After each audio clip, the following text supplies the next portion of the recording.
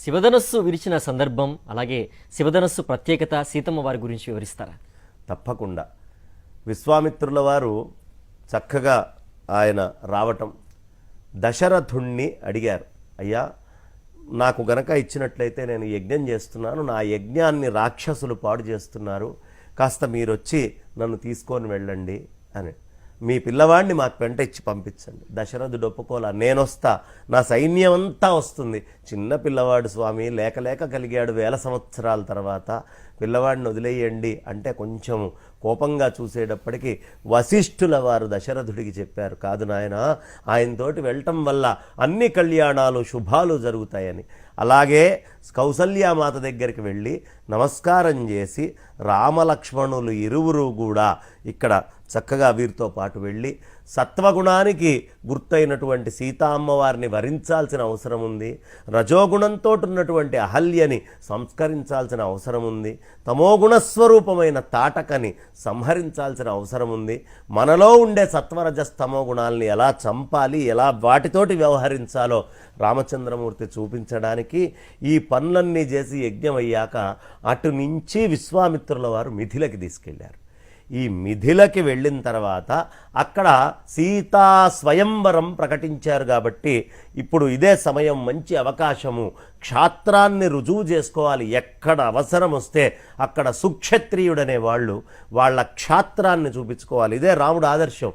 ఎందుకయ్యా రాజకీయ నాయకులకు కానీ ఎవరికైనా ఆ రామచంద్రమూర్తి ఆదర్శము అంటే ఎక్కడ క్షాత్రాన్ని చూపించాలో అక్కడ ఖచ్చితంగా చూపించాలి, ఎక్కడ అవసరం లేదో అక్కడ అనుగ్రహించాలి. ఈ తత్వాన్ని రామచంద్రమూర్తి దగ్గర నుంచి నేర్చుకోవాలి. కాబట్టే చక్కగా రామచంద్రమూర్తిని తీసుకొని వెళ్ళారు.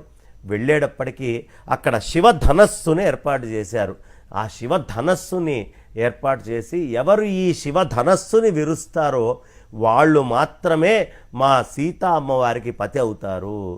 ఎవడు దీన్ని ఈ శివధనస్సుని విరుస్తాడో వాడు జనక జామాత.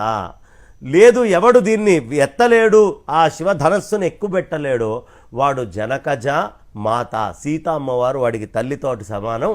ఎవడు ఆ ధనస్సును ఎక్కుబెడతాడో జనక జామాత, లేకపోతే జనకజ మాత అవుతుంది అనే విషయాన్ని చెప్పారు.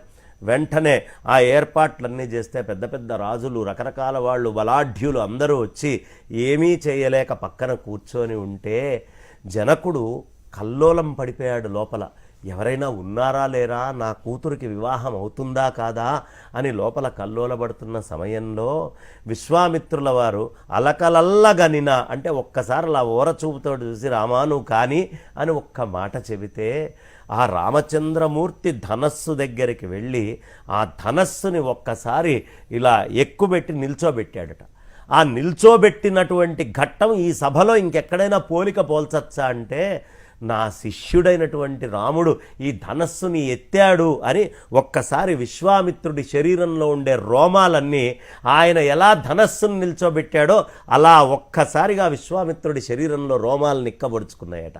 వెంటనే దానికి నారిని గట్టి ఇలా గుంజి వంచాడట. అది ఎలా ఉందయ్యా వంచినటువంటి శివధనస్సు అంటే ఆ చుట్టుపక్కల ఎత్తలేని రాజుల యొక్క తలకాయల్లాగా ఉందట. అవేమైనాయి అంటే ఇలా వంగి కూర్చొని ఉన్నాయి సిగ్గుతో. ఈ పిల్లవాడు ఎత్తాడే, మేము ఎత్తలేదు అని ఆ సభలోనే మిగతా రాజుల తలకాయలు ఎలా ఉన్నాయో అలా వంగిపోయిందట ఆ ధనస్సు. ఇక పెఠేళ్మని ఒక్కసారి విరిగిపోయిందట ఆ ధనస్సు. విరిగేంది ఏమిటయ్యా, దేంతోటి పోలుస్తావు అంటే జనకుడి మనస్సులో ఈ సీతమ్మని వివాహం చేసుకోగలిగినటువంటి వాడు ఎవడైనా ఉన్నాడా, అసలు ఈ శివధనుర్భంగం చేయగలిగేవాడు అనే అనుమానం ఎలా పెఠిల్లున విరిగిందో అలా శివధనస్సు విరిగిందండి అని చెప్పారు. ఎంత అద్భుతమైనటువంటి ఘట్టం.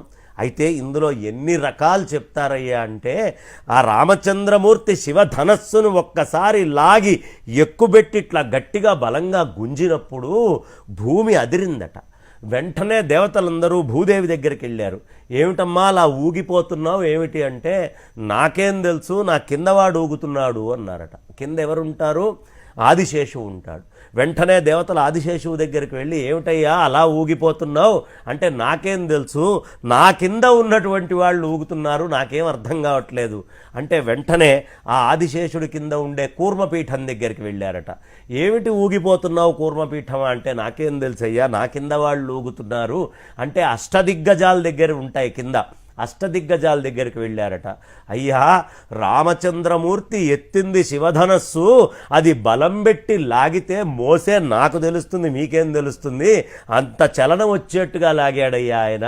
ఆహా, ఏమి ఆ రాముడి యొక్క బలము, ఆ ధనస్సును వంచినటువంటి రీతి అని వైభవంగా తలుచుకున్నారు.